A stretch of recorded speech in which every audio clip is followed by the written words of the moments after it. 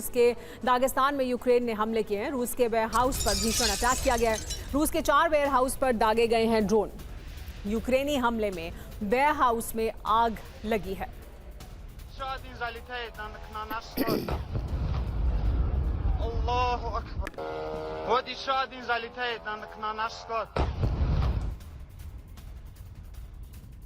Ukraine का रूस के 1900 किलोमीटर अंदर ड्रोन हमला हुआ है। रूस के अर्खांगेल्स्क में पहली बार ड्रोन से हमला किया गया। टारगेट पर आईसीबीएम टेस्टिंग और सैटेलाइट लॉन्च सेंटर थे। टारगेट पर रूस के प्रमुख और रणनीतिक स्पेस पोर्ट भी थे।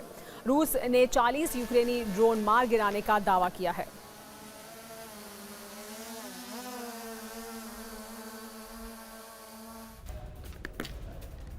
इससे जुड़ी एक और बड़ी खबर आपको बता दें, रूस पर यूक्रेन के हाइमास से हमले हो रहे हैं। रूसी सेना को टारगेट किया गया है। यूक्रेन हाइमास का इस्तेमाल कर रहा है और हमले कर रहा है।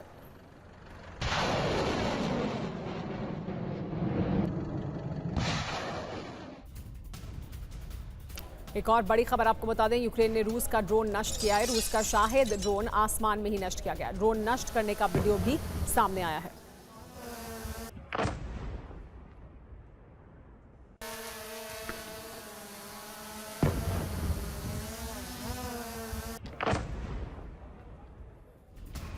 एक और बड़ी खबर, रूसी सेना पर यूक्रेन ने ड्रोन प्रहार किया है। बख्तरबंद गाड़ी को नष्ट किया गया। यूक्रेनी हमले से रूस को भारी नुकसान हुआ है। इलेक्ट्रॉनिक वॉरफेयर सिस्टम भी ध्वस्त हो गया है।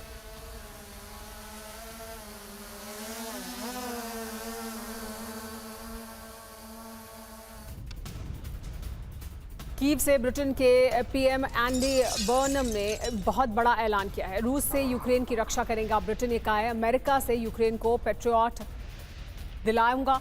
डील के लिए सितंबर में अमेरिका जाऊंगा, ये भी कहा है। यूक्रेन को डिफेंस सिस्टम दिलाने की कोशिश की जा रही है।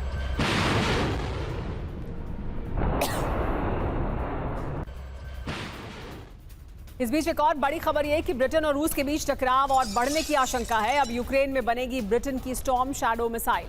कीव में ब्रिटेन के पीएम एंडी बर्नम ने बहुत बड़ा दावा किया है। ब्रिटेन ने मिसाइल तकनीक ट्रांसफर को मंजूरी दे दी है।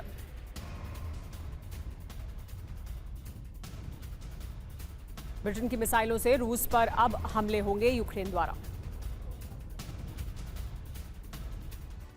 तो रूस के खिलाफ ऑपरेशन स्टॉर्म शैडो क्या है? ऑपरेशन क्या है समझिए। British long range missile storm shadow Ukraine में बनेंगी।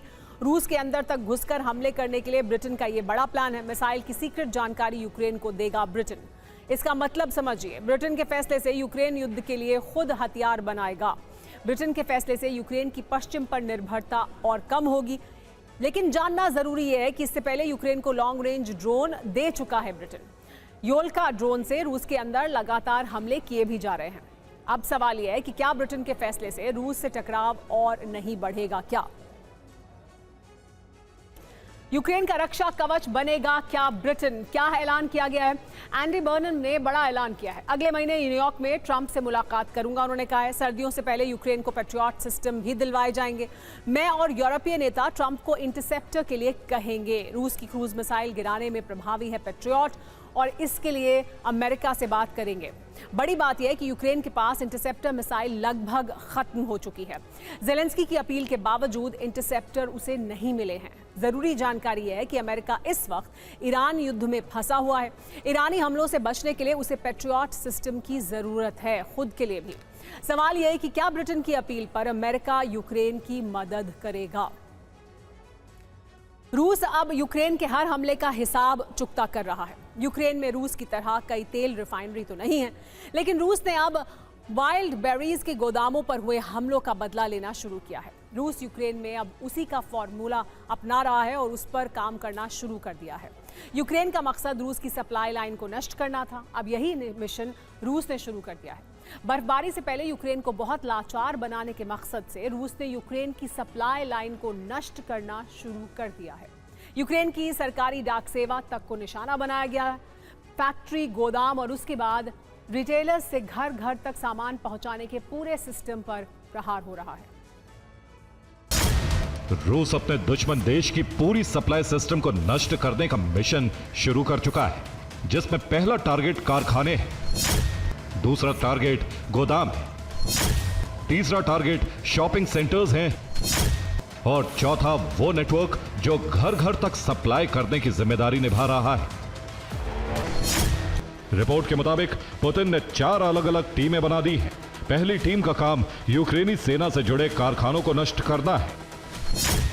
दूसरी टीम सप्लाई नेटवर्क को खत्म करेगी। तीसरी टीम बिजली और हीटिंग सिस्टम नष्ट करेगी। चौथी टीम रेल नेटवर्क को तबाह करेगी। पहला, सेना की सप्लाई लाइन को बंद करना है। दूसरा, आम लोगों तक सामानों की सप्लाई रोकना है। तीसरा लेवल, विदेश से जुड़ी सप्लाई लाइन काटना है। ज़ेलेंस्की दावा कर रहे हैं कि वाइल्ड बेरीज पर हमला इसलिए किया जा रहा है क्योंकि यह कंपनी रूस के लिए सैन्य सामान की सप्लाई करती है और सेना की मदद करती है। रूस में 3 लाख सैनिकों की भर्ती होगी। 2027 तक 5 लाख सैनिक भर्ती हो सकते हैं। यूक्रेन के कई इलाकों पर कब्जे की तैयारी है। ज़ेलेंस्की कह रहे हैं कि पुतिन युद्ध खत्म नहीं करना चाहते और अपने हमलों का दायरा बढ़ा रहे हैं। वे सर्दियों का इंतजार कर रहे हैं। रूस उक्रापोस्टा पर हमले कर रहा है और नोवापोस्टा के दफ्तरों को जला रहा है।